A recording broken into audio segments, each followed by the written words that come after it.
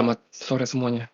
Jadi ini adalah Nasdaq dan kita akan sambung yang kemarin dan saya kena stop loss ya, yang kemarin itu saya kena stop loss. Ada juga yang kalian kena BEP is good ya, dan ternyata benar. Jadi ketika misalnya kamu kena stop loss ya, itu ada 2 options. Memang sebenarnya sih 3 ya, cuman yang ketiga ini tuh agak opsional. Satu, kamu, mmm, tidak salah bias, dia mau retrace lebih dalam ke POI yang lebih bawah, yang lebih diskon. Tidak harus diskon, tapi maksudnya POI yang lebih dalam, yang lebih bawah atau lebih atas kalau kamu lagi nge-sell. Opsi kedua adalah kalau kamu kena stop loss, artinya kamu salah bias. Yang ketiga itu apa? Marketnya sideways parah. Nah, dan yang semalam itu jatuhnya ke yang tiga, kalau di pandangan saya ya. Jadi, ketika ini turun, ya, gap ini tuh udah harus nahan. Ini udah harus nahan. Sebenarnya sih nggak boleh ke gap ini lagi, harusnya. Harusnya tidak perlu. Ya, karena elemen ini, ya, itu bodinya masih hold di dalam gap ini. Ya, jadi ketika harga retrace ke gap ini, pas dia kena midpoint ini ya, ini harus langsung reject ke atas. Nah, kalau ini nggak terjadi, ini udah something wrong. Oke, lalu kena turun, terus kamu ke 930. Nah, oke lah harga turun ke gap ini kan. Ya, ini pun nggak kena gapnya kalau kamu lihat. Jadi harga itu turun nggak masuk gap, langsung naik ke atas. Nah, yang modelan gini, kamu jangan pernah ambil. Kecuali kalau misalnya memang di segmen ini tuh ada gap H4, itu nggak apa-apa, gap LTF itu nggak akan diisi, itu wajar banget. Masalahnya di H4 kalau kamu lihat itu tidak ada gap sama sekali. Tuh, nggak ada. Nggak ada gap apapun. Ini ngekor juga gara-gara week itu. Jadi di H4 sepanjang ini, itu tidak ada fair value gap. Makanya pas semalam ini tiba-tiba naik ke atas, ya hal pertama yang saya lihat adalah bukan naiknya itu, bukan turunnya ada imbalance apa enggak, hati-hati. Yang saya lihat adalah ini berasal dari mana? Karena aturan time and price adalah price itu berasal dari mana dulu. Kalau kamu tahu dari mana, maka kamu akan tahu menuju apa. Nah, ini kena nggak? Ini nggak kena. Nah, itu ngejawab kalau misalnya kamu ada yang bilang, tapi bukannya kata Kokoh, gap itu nggak perlu diisi ya. Betul.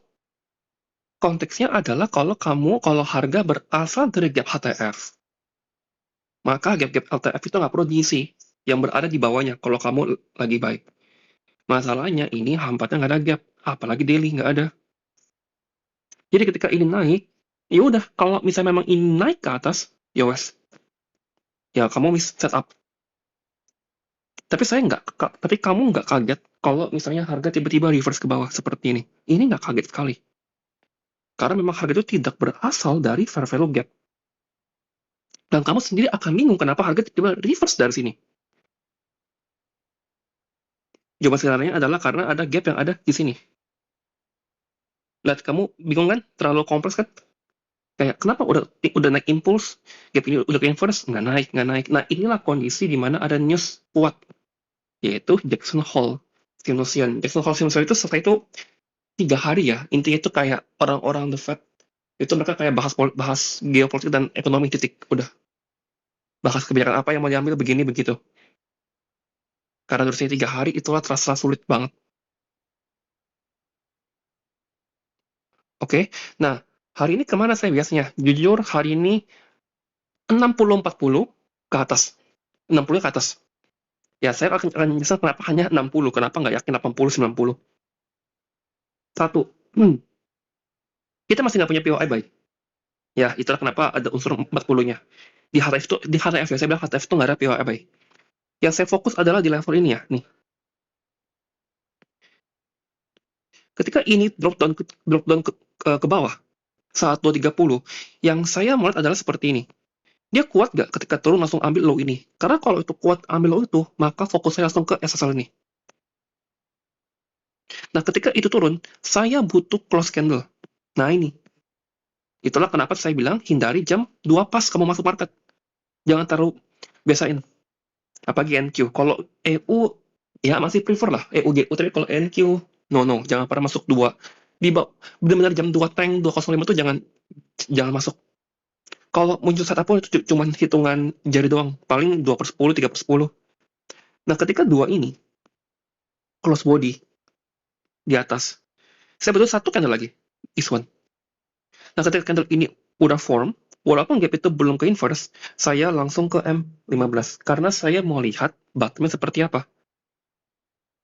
Ya, ini M5. Nah, kalau kamu lihat ya, di sini, ini bottomnya bikin relatif equal low. Every time saya lihat bentuknya seperti ini, saya langsung cek dengan SMT. Saya harus lihat IS ngapain? IS juga ngelakuin hal yang sama. Sweep low, naikin langsung V-shape, ya. Gap ini ke inverse, kamu lihat, di IS dan NQ sama-sama ke inverse. Hak ini keambil, IS juga keambil. Jadi ini sinkron. Ya, semua elemen ini itu sinkron. Nah, ketika sinkron, berarti kita lihat naiknya jam berapa. Satu gap di inverse, langsung jadi balance price range saat makro, naik lagi. Makro dan mau SB.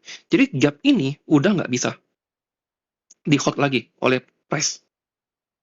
Nah, disinilah setup buy-nya muncul. Ya, ini buy pertama nih. Jadi kalau ini kena SL, ya udah berarti tunggu New York mau nggak mau.